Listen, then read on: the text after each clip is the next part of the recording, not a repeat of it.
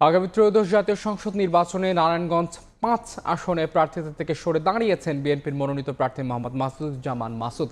মঙ্গলবার দুপুরে নারায়ণগঞ্জ প্রেস ক্লাবে সংবাদ সম্মেলন করে ঘোষণা দেন তিনি। জানান, নিরাপত্তা সংখ্যা ও পরিবারের সিদ্ধান্তে এমন সিদ্ধান্ত গত ৩ নভেম্বর বিএনপির ভারপ্রাপ্ত চেয়ারম্যানের পক্ষ থেকে সারা দেশে ২৩৭টি আসনে দলীয় প্রার্থীদের নাম ঘোষণা করেন মহাসচিব মির্জা ফখরুল ইসলাম আলমগীর। তাদের মধ্যে নারায়ণগঞ্জ ৫ আসনে দলের প্রার্থী হিসেবে মহানগর বিএনপির সদস্য মোহাম্মদ মাসুদুজ্জামান মাসুদের নাম ঘোষণা করেন তিনি।